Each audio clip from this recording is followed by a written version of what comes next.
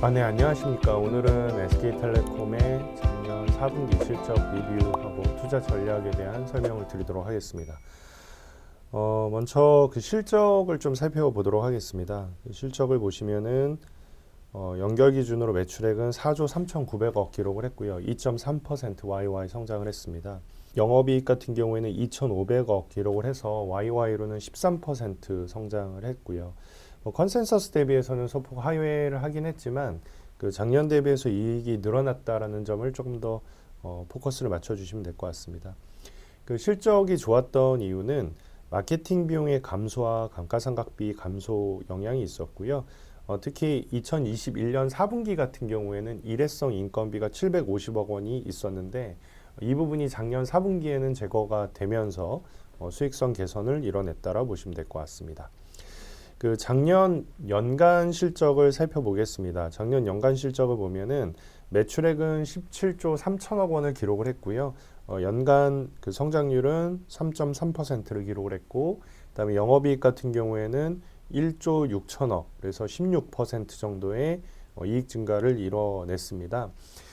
그리고 배당 같은 경우에는 3,320원으로 최종 마무리가 되면서 그 배당 성향은 무려 83%를 기록을 했고요. 시가 배당률 기준으로는 7% 정도 수준의 그 시가 배당률을 기록을 하고 있습니다. 네, 그 사업적인 부분을 좀 더 살펴보겠습니다. 5G 비중 같은 경우에는 3분기 말 기준으로 53%를 기록을 했습니다. 그리고 4분기 말에는 58%까지 성장을 했고요. 이 속도가 그대로 유지가 되면 올해 연말에는 70% 중반까지 올라갈 것으로 전망을 하고 있습니다. 유료 방송 꾸준히 성장을 했고요. 나머지 초고속 인터넷도 견조한 성장을 보여줬었습니다.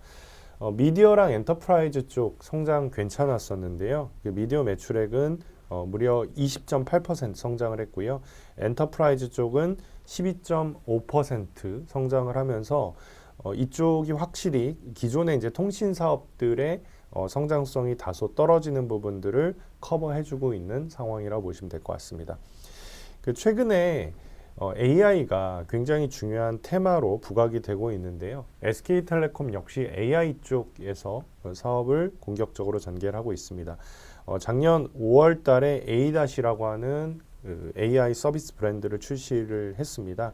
여기에 장기 기억 기술, 멀티모달 기술, 그리고 국내 파트너십, 특히 챗 GPT를 포함한 그 파트너십 병행을 통해 가지고 조만간에 AI 브라우저를 출시할 계획입니다. 아직은 이 AI 브라우저의 모습을 구체적으로 확인이 안 되어 있는 상황이기 때문에 당장 AI 쪽에서 SK텔레콤이 어느 정도의 그 포지션에 있을 거다라고 단언할 수는 없겠지만 어쨌든 굉장히 준비를 잘하고 있는 상황으로 파악을 하고 있습니다.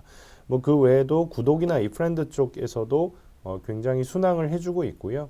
그리고 이제 UAM 같은 경우에는 올해 정부 실증 사업 1단계가 들어가게 되는데 내년도에는 2단계를 거쳐가지고 25년도에는 상용화가 개시가 될 예정이고요. 특히 파트너십이 굉장히 좋습니다.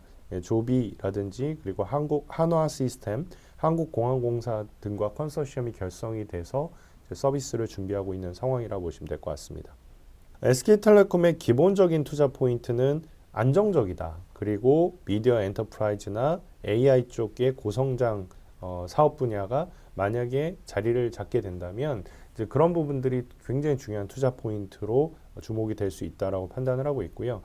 특히 SK텔레콤에 대한 이제 변화의 가능성이 좀 기대가 되는 게 지금 이 회사가 현재 배당을 굉장히 공격적으로 주고 있는데 이게 사실은 주가 관점에서는 하방 경직성을 만들어주는 역할을 하지만 반대로 이 배당을 준다고 해서 주가가 막 튀고 올라가는 그림은 아니거든요. 그래서 회사가 지금 되게 딥하게 고민하고 있는 부분 중에 하나는 배당을 줄이고 대신 그 배당을 자사주 매입 소각 쪽으로 전환하는 게 어떨까에 대한 고민을 하고 있는데 메리츠의 사례를 보면은 배당보다는 확실히 그 자사주 매입 소각이 훨씬 더 주가에는 영향을 미쳤다라는 그 굉장히 좋은 사례가 있고 게다가 그 SK텔레콤 같은 경우에는 대주주 지분, 외국인 지분, 연금 지분을 빼고 나면 실제로 유통이 될 수 있는 물량은 15%밖에 안 되기 때문에 만약에 이제 이 배당을 다 자사주로 돌렸다라고 가정을 하면은 연간 한 7% 정도의 이 수급이 빨리게 되거든요. 그래서 이거를 한 3년 정도만 반복을 하게 되면 지금 유통될 수 있는 물량으로는 그거를 다 받쳐줄 수가 없기 때문에 주가는 상당히 위로 압력을 받을 수 있다라고 생각을 합니다.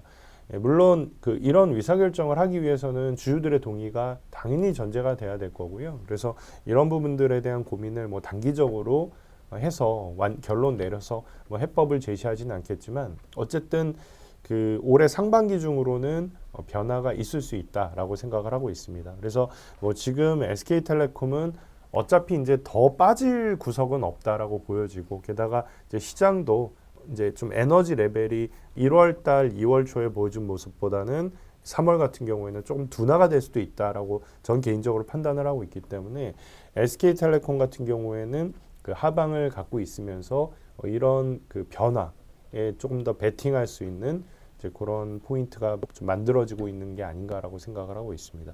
그래서 굉장히 좋은 투자 대상이 될 수 있지 않을까라고 결론적으로 말씀을 드리도록 하겠습니다.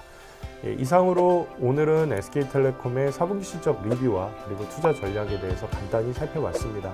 경청을 해주셔서 감사합니다.